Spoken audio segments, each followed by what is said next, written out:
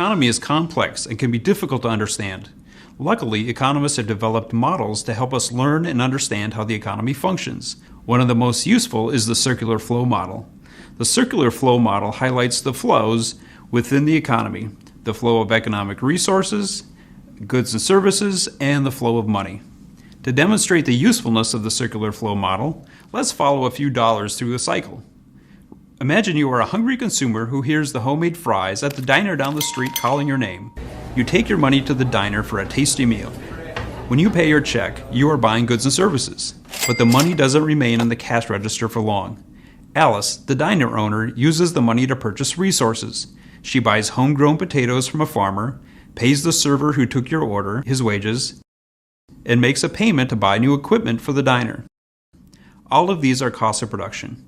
After she has paid her costs of production, the remaining revenue is her profit, the income she earns as an entrepreneur owning and operating her diner. Let's say your money goes to the farmer, and that for him it is income. That money won't remain in his wallet forever, though. Before you know it, he will spend it, and the cycle will begin again. The circular flow model shows the interaction between two groups of economic decision makers, households and businesses, and two types of economic markets, the market for resources and the market for goods and services. While the real economy is much more complex, the simple circular flow model is useful for understanding some key economic relationships. Let's start with the two groups of economic decision makers. On one side of the model is households. Households consist of one or more persons who live in the same housing unit, such as a family. Households own all the economic resources in the economy. The economic resources are land, labor, capital, and entrepreneurial ability. Land resources are natural resources. For example, these could be actual land owned by a farmer or other natural resources such as oil, water, and trees. Labor is just what it sounds like, work for which you are paid. Capital resources are goods used to produce other goods and services. For example, think of a hammer used by a carpenter or a computer used at a business. Finally, entrepreneurial ability is the human resource that combines other resources to produce new goods and services and bring them to market. So an entrepreneur might combine land, labor, and capital in new ways, taking risks along the way to bring a good or service to market. On the other side, we have businesses. A business is a privately owned organization that produces goods and services and then sells them. Businesses can be large, such as an automobile manufacturer, or small, such as a diner.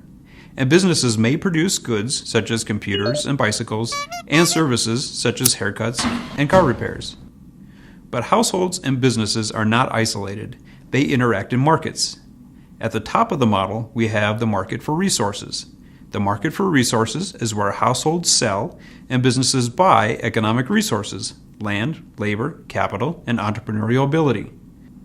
Notice that it is households who own all the economic resources.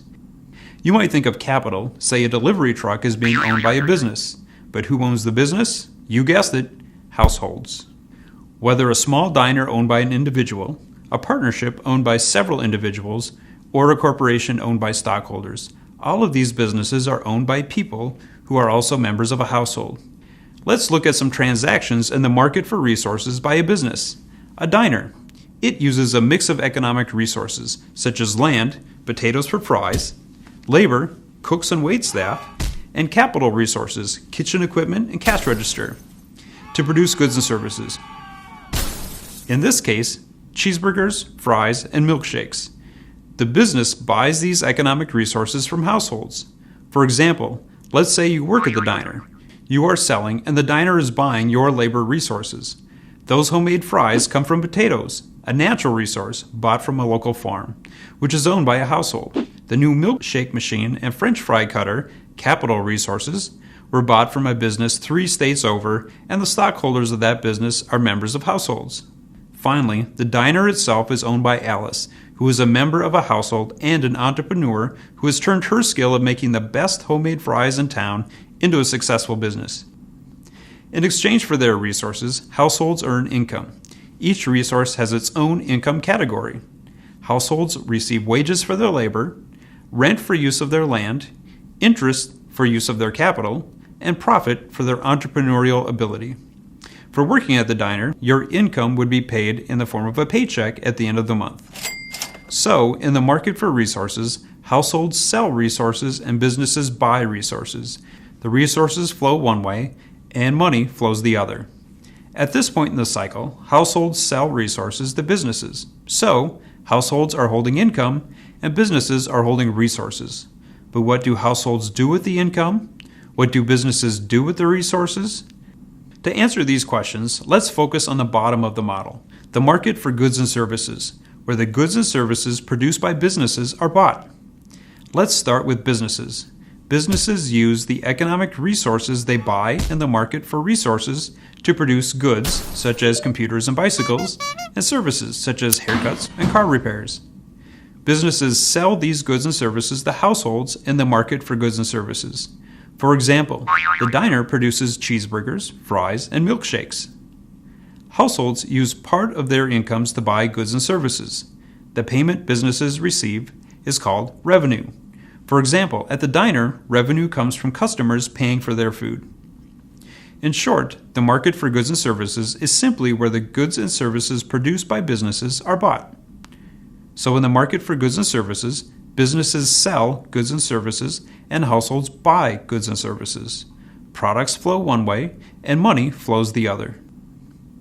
Let's step back and notice a few things about the circular flow model.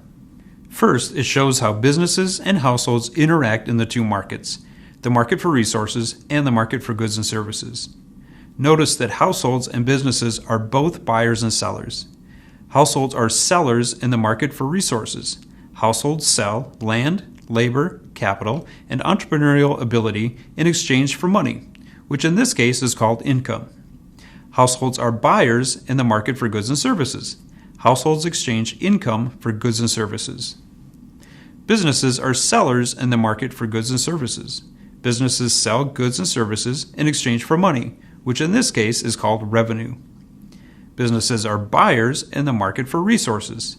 Businesses exchange the revenue earned in the market for goods and services to buy land, labor, and capital, and entrepreneurial ability in the market for resources.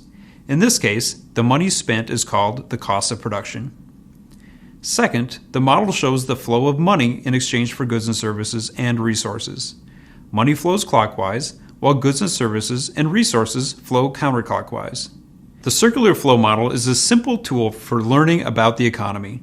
It shows the relationship between households and businesses and how these different decision makers in the economy fit together.